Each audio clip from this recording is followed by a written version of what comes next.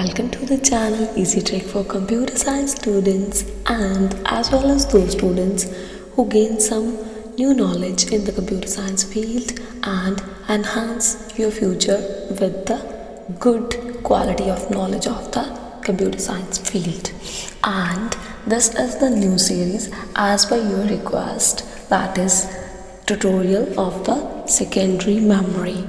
And in the previous tutorial, we discussed about the various storage of computer system with the elaboration of all memories. But that tutorial is related with the your request, that is for the secondary memory.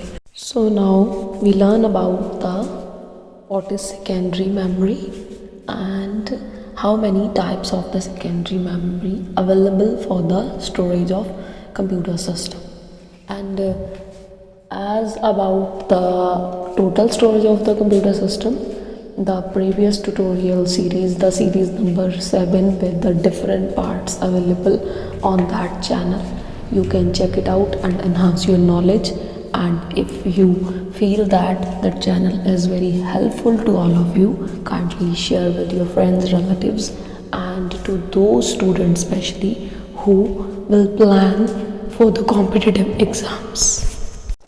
And as per the introductory tutorial of the secondary memory, firstly we discuss about the summarized portion of the primary memory and the actual limitation of the primary memory. and ये भी देखते हैं कि क्यों primary memory के होते हुए हमें सेकेंडरी मेमोरी की फिर ज़रूरत पड़ी। और ज़्यादा अगर आपको इस ट्यूटोरियल के बारे में इन्फॉर्मेशन चाहिए जो कि कॉम्पिटिटिव एग्ज़ाम्स के लिए प्रिपरेशन कर रहे हैं, वो लास्ट सीरीज़ नंबर 7 के सारे ट्यूटोरियल चेकआउट कर सकते हैं।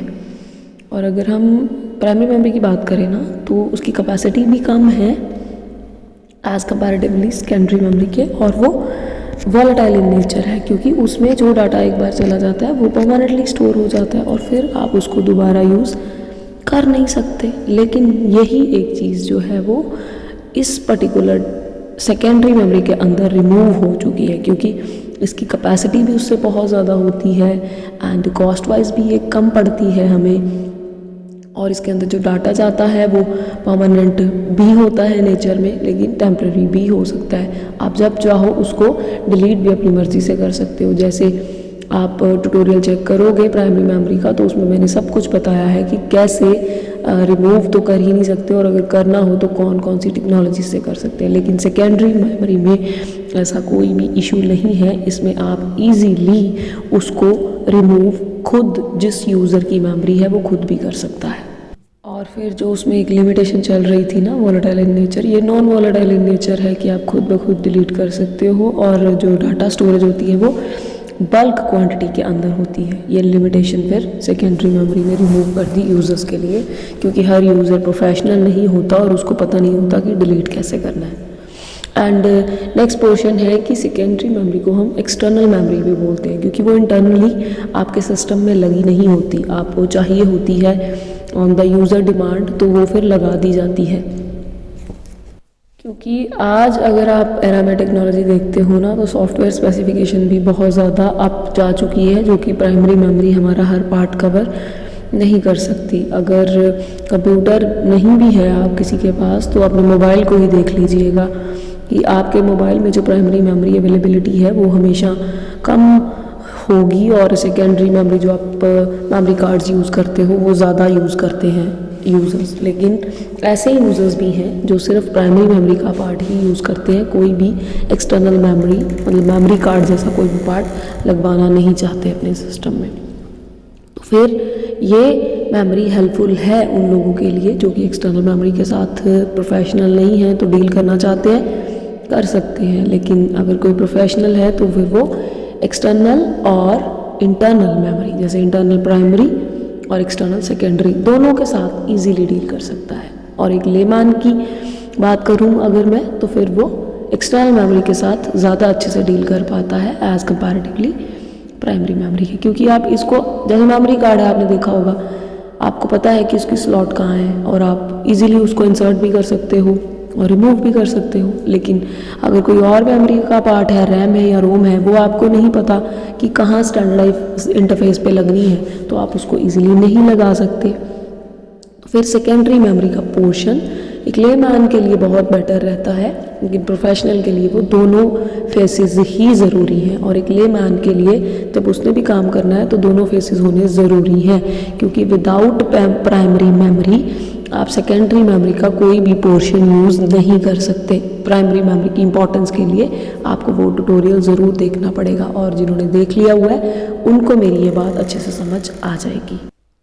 And the next part of the characteristics, that the first characteristics is the high capacity, क्योंकि secondary memory storage devices एक external memory होती है ना, तो उसमें जो हार्ड ड्राइव है, आपने सब ने सुना होगा कंप्यूटर में हार्ड ड्राइव ज़रूर होती है, क्योंकि प्राइमरी मेमोरी उतना काम नहीं कर सकती और उतनी कैपेसिटी नहीं होती, तो उसकी कैपेसिटी बहुत ज़्यादा हाई होती है।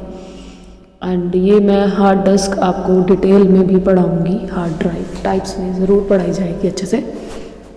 फिलहाल हम करैक्टरिस्टिक्स की बात करते हैं। सेकंड है पोर्टेबल, क्योंकि हार्ड डिस्क जो है वो सिर्फ एक्सटर्नल, इंटरनल या एक्सटर्नल दोनों फीचर्स में आती है, सिर्फ एक्सटर्नल नहीं होती, इंटरनल भी लग जाती है, क्योंकि कंप्यूटर आप देखते हो या लैपटॉप देखते हो तो उसमें इंटरनली हार्ड डिस्क अवेलेबल होती है। हार्ड डिस्क की पहचान क्या है? जब आपको आपके कंप्यूटर में ड्राइव्स नज़र आती है ना, C drive, D drive, E drive, F drive, ऐसी चीज़ें नज़र आती है ना, ये हार्ड डिस्क की एक पिकअप पॉइंट है कि आपको पता चल जाएगा आपके कंप्यूटर लैपटॉप में ये अवेलेबल है या नहीं है। चाहे एक सिंगल ड्राइव ही क्यों ना हो, सी ड्राइव ही क्यों ना हो, ड्राइव है ना ऐसी अगर दिख रही है तो वो चीज़ अवेलेबिलिटी होती है फिर। एंड पोर्टेबिलिटी इसलिए क्योंकि हार्ड डिस्क और जो ऐसी डिस्क्स हैं जो इनका पार्ट है वो इंटरनल भी चलता है, जैसे सीडी है आप ले सकते हो, पेन ड्राइव है, मेमोरी कार्ड्स है ना, सारी चीज़ें पोर्टेबल भी है कि आप कहीं पे भी लेके इनको जा भी सकते हो।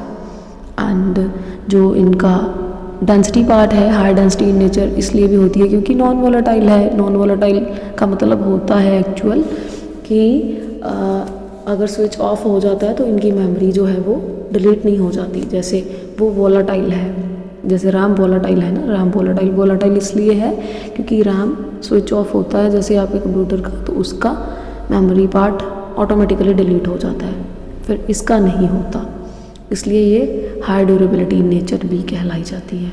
और ये हमारा पार्ट था आज का, सेकेंडरी मेमोरी एक्चुअल में है क्या या फिर उसके करैक्टरिस्टिक्स क्या हैं। और as per the schedule next tutorial आपको बिल्कुल टाइम से मिलेगा और इसके टाइप्स के बारे में भी मिलेगा, कितनी तरह की होती हैं। तब तक आपको एक प्यारी सी विश, नवरात्रों की बहुत बहुत शुभकामनाएं, बैसाखी की बहुत बहुत शुभकामनाएं और गुड़ी पाड़वा की भी बहुत बहुत शुभकामनाएं।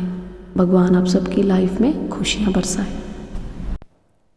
Next tutorial uploaded by the tomorrow as per the schedule. Till then take care my lovely family and lovely subscribers. Thank you so much for watching that tutorial and thank you so much who subscribed that channel. Stay safe, stay happy.